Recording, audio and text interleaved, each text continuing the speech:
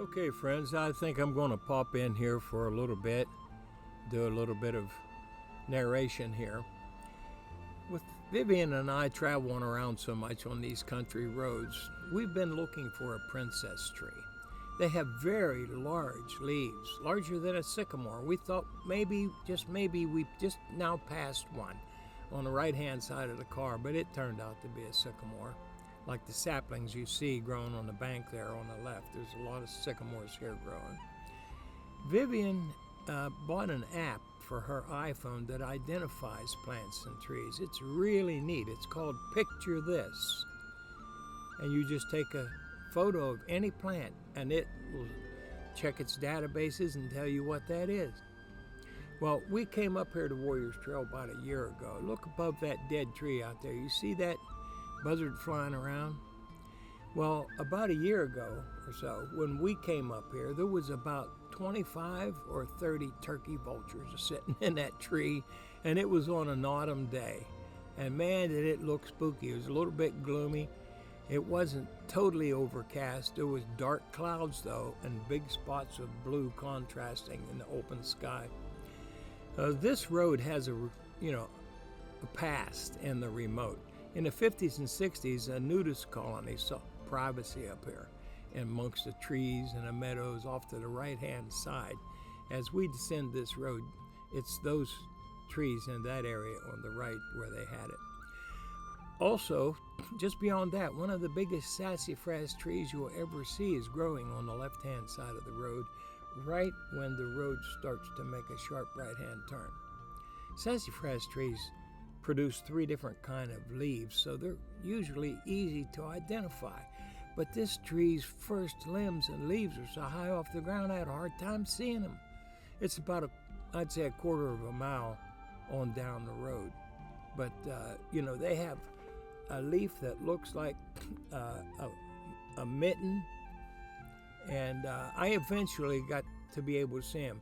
There's one leaf that has 3 lobes on the end of it, one that has 2, and just a single lobed leaf. The Game Commission of Pennsylvania must have bought that land off of the nudist colony people, because welcome hunter signs started popping up all over the place. And they wouldn't say that. They were now posting them welcome hunter signs on what used to be the nudist colony's property over there. So anyway, yeah, that tree out ahead of us there at one time was just full of these big vultures that sat there. I don't really know. I'll have to look into it, but I don't know if turkey buzzards migrate or not. I've seen them here through the winter months. I don't know if they just stopped here and came down from further north, or if they're the same ones that stayed here all year round. Anyway, look out ahead. Do you see that road off to the left? That's not the one we're on. That's the one that goes up to what used to be a parking lot for hunters off of this road. But now it's an access road for gas and oil companies. They've been doing a lot of drilling in some really wild areas here, some of the best ginseng woods. They just go plowing through it. I hate to see it happen. I used to go up that road, and it just continues out to the right around those trees into a parking lot. And I used to get out and then walk deeper into the woods from there, but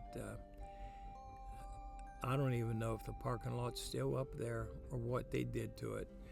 I think they took the road way on out through there and kind of cut back up to the top of the ridge back near that old dead tree I was talking about. Okay, so we're heading on down this road, and there is a valley off to the right. I don't even know what facilities they had up there, what buildings or what. I've never seen it. But that's where that nudist colony was in the 1950s and 60s. And it's long gone. There for a while, some Koreans owned it. They bought it. And then a while back, I ran into a guy. I was in my Ford Escape, and I come up here, and the state dumped a whole big pile of dirt in the road to block it off on the other end, while they had bulldozers and heavy equipment making that road up to the left that I showed you. And I came up this way. I came up what you're looking at now instead of going down as we are. And when I got up there where that other road was at, they had the road blocked. Of course, I was in the Escape. I just went up over the pile of dirt and down the other side and got out of there. And I'm glad to see that coming through here now, there is no pile of dirt. They cleaned up after themselves and opened it back up. And off to the right, I ran into a guy down there and got to talking to him coming this way. And I mentioned to him, can't get through up there because they put a big pile of dirt in the road. And as it turned out, he was a fellow, he had his wife with him, I guess, who timbered that out. All off to the right where you see the open sky used to be big trees and a whole lot of beech trees. And I like beech trees.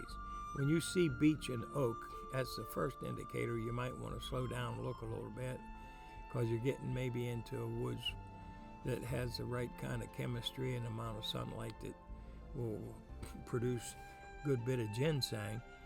And so then if you start seeing like black cohosh and snake root and stuff like that, you say, yeah, I got to go over in there. Well, it's the old beech trees that always grabs my attention first. And they hold their leaves, believe it or not, longer than oak does every year.